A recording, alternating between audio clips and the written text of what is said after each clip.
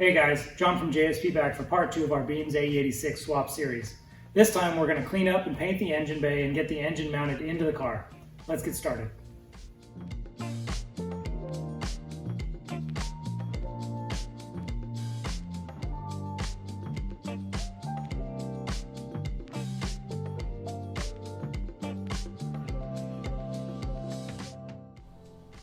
I've owned this car for a couple of years now, and the engine bay was always something that I wasn't very happy with.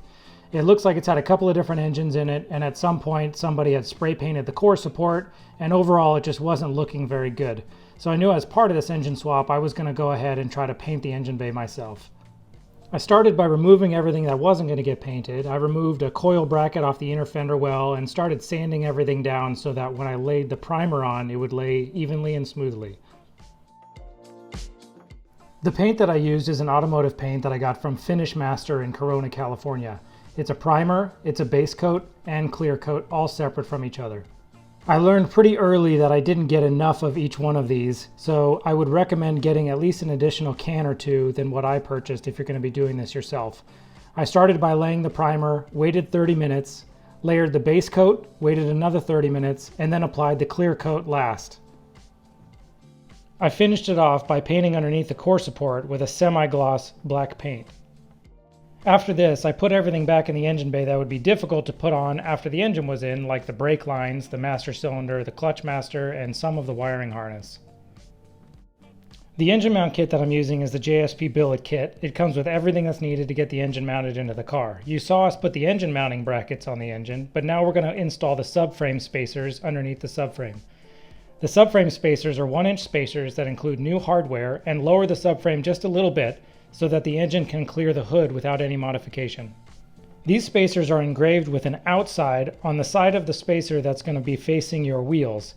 When you install the hardware, make sure that the flat washers are on the top side of the frame, the bolts stick through the spacer, through the subframe, and then on the bottom side, the locking washer and the nut go on the bottom. Install these now and bolt the subframe into the car. One part about lowering the subframe that you'll find is that the steering column no longer reaches the steering rack. There's a solution to this. We first start by removing the dust cover off of the steering column, and then we slide the universal joint back onto the steering column up until the point where we can see it was mounted before, just to this height. Now you're going to tighten down the universal joint so that it doesn't move for this next step. We're going to use a heat gun to heat the steering column, and we're going to pull the intermediate shaft out just enough so that the universal joint attaches back onto the steering rack. I like to put a damp towel or rag behind the steering column so that you don't damage the rubber boot that the column is sliding through. After it's warmed up enough, you should be able to lightly tap down on the very top of the universal joint and watch the intermediate shaft slowly slide out of the steering column. You're going to do this until the universal joint seats all the way down onto the steering rack. It's important to let this cool completely before doing anything else. Once this cools down all the way, the intermediate shaft will be completely stuck back into the column. Next, we take the subframe back out, mount the engine onto the subframe, and then begin to install the engine into the car. I always like to install engines from the bottom side so that you don't damage the core support while you're dropping the engine in. After the engine and subframe are mounted, and then you can put the transmission mount on and the engine's in the car.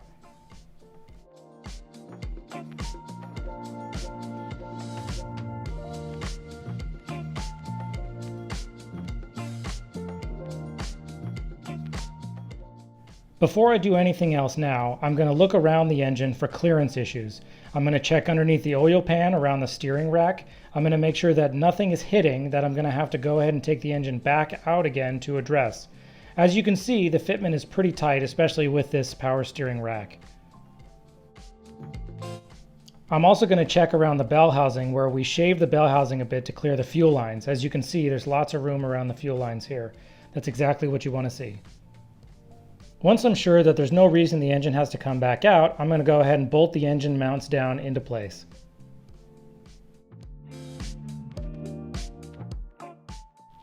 After the engine is mounted, you can slide the rubber boot back up over the steering column and attach the universal joint. When I did this swap, I wanted to make sure that I kept a 2-piece OEM style drive shaft. There's an easy way to do this when you're doing the swap. You can reuse the back half of your AE86 driveshaft and center carrier bearing. The front half comes off of an early 80s Celica with a W series transmission. It has the same yoke as the J160 transmission. It needs to be shortened 2 inches to fit into the AE86 chassis, and then it attaches directly to the center carrier bearing of the AE86 without modification. The clutch slave cylinder is another easy solution. The AE86 clutch line actually attaches directly to the beam's clutch slave cylinder without modification. As part of the refresh of my own car, I decided to do a little bit of a suspension upgrade since all of the bushings and ball joints were shot anyway. I got this nice little package from Techno Toy Tuning. It's a fully adjustable lower control arm and tension rod setup that also has sway bar end links and very high quality rod ends all around. They even include these CNC machined ends that fit directly into the steering knuckles of the AE86 without any modification. Part of installing the new suspension was installing the JSP tension rod spacers that are included with the beam swap kit. These lower these tension rod mounts to align the suspension after lowering the subframe with the subframe spacers. Part 3 of our swap series is going to be broken up into 2 separate videos.